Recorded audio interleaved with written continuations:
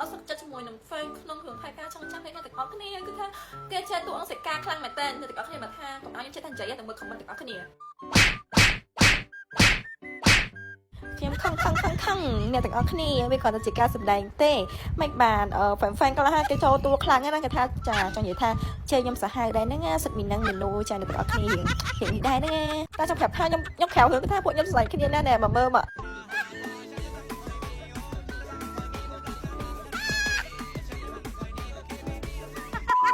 ដែរប៉ុណ្ណឹងជឿនៅមកខៅរឿងគេជួគ្នាដូចក្នុងរឿងអ្នកទាំងអស់គ្នាគេមិនមែនមកអង្គុយក្រងសក់អីគ្នាទេចង់ជេរអីជេរទៅតែជេរសាច់រឿងបានហើយកុំជេរតួឲ្យដឹងអីទេបាទបងប្អូនគ្នានៅក្នុងសាច់រឿងថៃការចង់ចាំ BL ស្រុកខ្មែរយកអ្នកគ្នាសេកាជាអ្នកចាក់ហុកនៅក្នុងរឿងហ្នឹងតែនៅក្រៅពួកខ្ញុំស្រឡាញ់គ្នាបងប្អូនគ្នាអ្នកនោមបាទគេជេរអញសាហាវបងប្អូនគ្នាកុំជិះមកខ្ញុំសាហាវពេកខ្ញុំ slot នៅក្នុងសាច់រឿងនេះនៅក្រៅក៏ណយដែរហ្នឹងបងប្អូនគ្នានោមជាមួយជប់មកខ្ញុំញ៉ាំមក friend នៅខៅរឿងគេឡើង by friend គ្នានេះគេសិតបញ្ចុកនំឲ្យគ្នាស៊ីទៀតនេះគេមិនជួយគ្នាណាគេជួយគ្នាតែក្នុងរឿងទេជេរទៀតដឹងណៃកំខូចមាត់